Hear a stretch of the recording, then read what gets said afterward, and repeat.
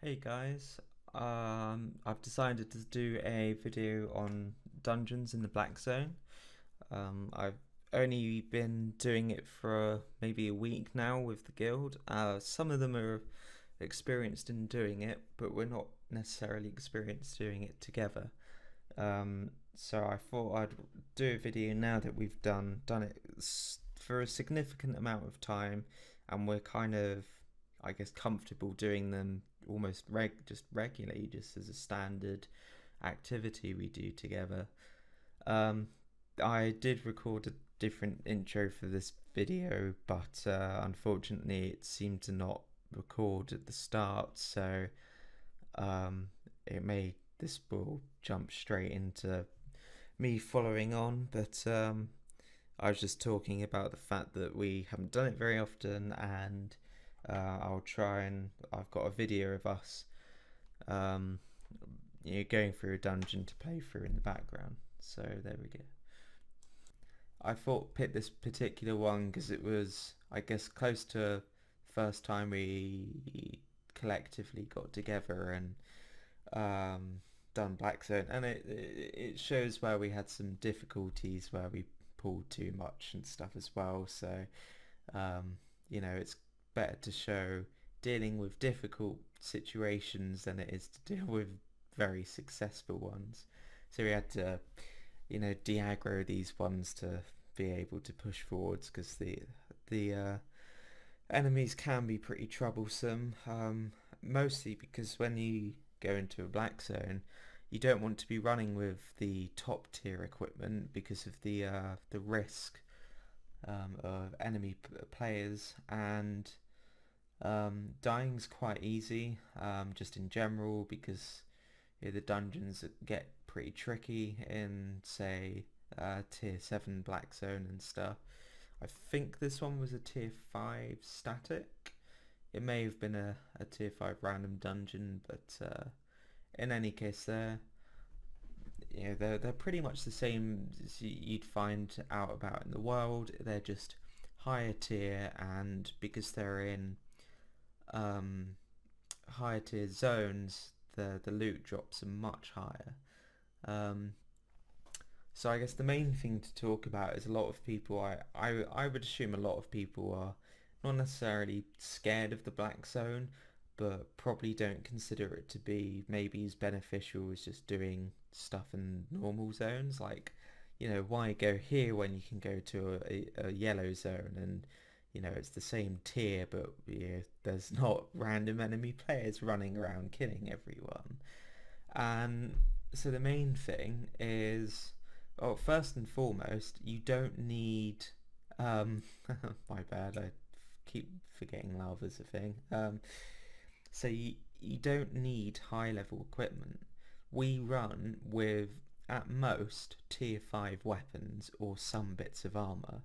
But generally speaking, you can have a whole team run in with exclusively tier 4 equipment. And it's no real, it's not much of a challenge. Sometimes the tank takes far too much damage, or not quite healing enough or killing fast enough. But since we've started, I think over the course of this last week, we've been able to go from struggling like this to actually having very strong fixed builds that we run. So an example of this is we've been using an arcane staff to do a damage boost to I think it's a great fire staff. It's a staff that fire staff that calls down a meteor, and with the arcane staff, it hits like 1,400 or something AOE. So what we were doing was, I think our tank in here has the set as well. You use the mace to do an air compressor, which sucks all the enemies towards you, and then you would tie it up with the meteor, and it would just come down, and it pretty much insta kills everything. And if it doesn't, the AoE fire that you have on the rest of your abilities and stuff is it's just going to wreck everything, because you still have the you potentially have the 100% damage increase from the arcane staff. And also we were running the enigmatic staff, which gave an AoE shield, which meant I could run stronger single target healing opposed to the AoE healing I'm using here. And so the staff was capable of, some of the bosses do some ridiculous area effect abilities, and they're very hard to deal with. But with the staff, it was just point and everyone hover around them, and suddenly you have an absolute ridiculous amount of damage absorption. But yeah, so uh, now we found probably one of the easiest things to try and the thing to make this easier was to try and run with very specific setups. So players had to focus on one weapon, get better with it, and communication's really important in Black Zone, because you want to maximize efficiency, you want to wait for cooldowns, you want to have people using their abilities in synergy with each other. But in any case, it's not really much harder than doing a tier 6 expedition. And if you're doing it with people you know, then there's no difficulty at all. It's a piece of piss, really. So I guess another thing people might may or may not realize is the ridiculous amount of money you can potentially make. So when we started doing this, we weren't really try harding to get go all the way through dungeons and stuff. We were having issues with um, our team compositions and what worked and what didn't. But now we're at the point where we can go into tier 7s with tier 4 equipment with no problem at all. So when we go through, I think the highest I've got, and this wasn't just from say selling the loot, but I started the dungeon with, I think it was 400,000, and ended the dungeon with 750,000. Yeah, that's just from the silver on the floor, the silver we get from the satchels and stuff that you pick up from the chests and everything. And then I made an extra 150,000, which was fantastic. We got a hell of a lot out of it. So yeah, they can be scary, because I've been ganked solo before. I've come out here when my teammates were already in the dungeon. I was just casually on my way over, and I got my ass handed to me. Got absolutely wrecked, which was somewhat irritating, because I basically had to immediately go to the market and repurchase all of my equipment, so that was fun. But I got back on, literally got back on the horse and things, and came over and picked up invisibility this time, which are the little shrines you can stand on to interact with. So yeah, that was pretty good. And then came back, and it only cost me 60,000.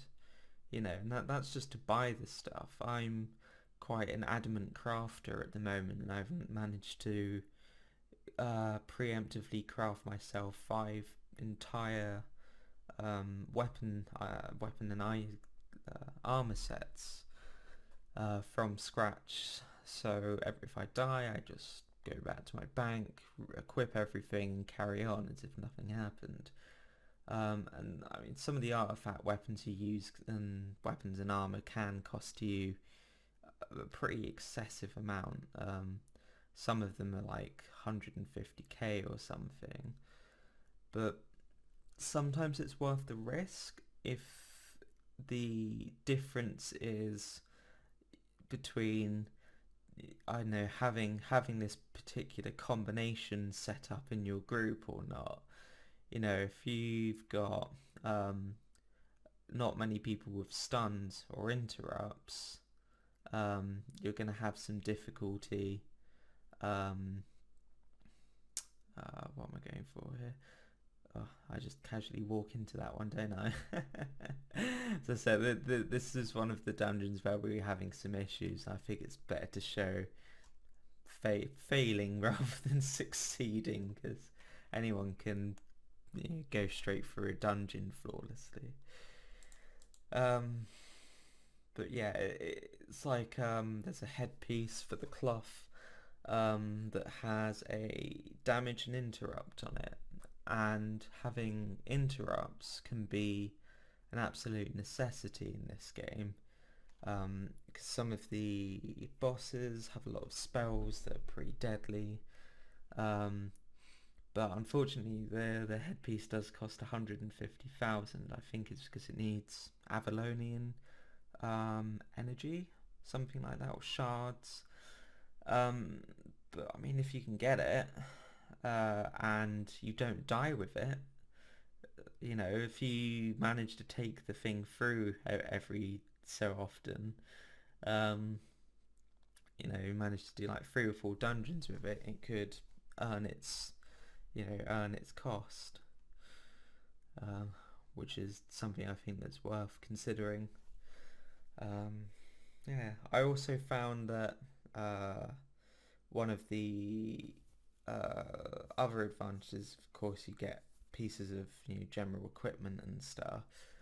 I tend to bring anything that's better than what I've got at the moment. I bring with it. I use it in the next dungeon we do. So we'll have picked up, I don't know, like Morgana cape and a tier 6 bag, and maybe I've got a tier 5 druid staff of some type, and I'll just take it with me because it was free. I mean, I could sell it, sure, but I can use it, so why not? You know, it makes the dungeon go smoother. People die less, we lose less money. We'll have better odds if it comes to PvP. I think that's more beneficial than, say, trying to preserve all of this or sell it all the time, because, dunno, you can get money more easily than you can the equipment. So yeah, and we'll share equipment between ourselves during the dungeon. If someone gets a cape that's better than what they've got at the moment, you know, some people just run generic capes without any buffs, because the I don't want to say the named ones, I guess they are, but the faction capes have significant buffs, and it's well worth using them, but at the same time it's a lot more costly if you die with them. So obviously you're going to want to have probably maybe only 1 or 2 people with them at most. But yeah, and you can get those from this. So I'll just see if I can find. I've managed to. I'll just stop this one, and I think it was at the end of one of the other videos. 10 seconds. So we've got here found an instance where we did the combo I was talking about earlier. So we've got an arcane staff and um, fire staff, and you'll see the arcane staff will charge the fire staff over here, and then he'll start casting this, and then bang. And then, you know, you cast your AoEs, do all your other spells and stuff, and it just obliterates everything. Um, and yeah, it's a combo I suggested before. Not specifically that, but I realised that the uh, enigmatic staff was actually really strong because it also includes the ability to what we're going for here, to shield people quite significantly. One of the difficulties healing in this dungeon, in fact you can see I've changed my staff here, like I said before, to a single target orientated staff, because the enigmatic staff has a AoE shield, which I'm hoping I can get a video, bit in the video of us doing that. So I'll just try and find that. Okay, so here's another instance where we like queue up the firebomb, and there it goes. It killed all the little trash and that, but here we have the shield. So everyone in there was taking a lot of damage, and look at that, just 100% health. Everyone just had a huge amount of absorbed there, and it's absolutely incredible. And in PvP, like, it's one thing to go for the healer, but if you've got somebody with the staff as well, you've basically got someone who can protect the entire team as well as directly protect the healer. So and it's not healing, so healing reductions don't work. You can't. The only way you stop it is by interrupting it. And if everyone's so focused on the healer and doesn't realise that there's this other player running around with, you know, generating shields and things, then that's pretty much. I'm not saying you're going to be immortal, but I mean, this staff is outputting, I think it was a 700 health shield of like every second it was channeling. It's just incredible. So yeah, that's something I'd highly recommend. But yeah, I guess that's all I'm going to say about Black Zone Dungeons anyway. I haven't done any gathering, but I intend to do some. So there you go. As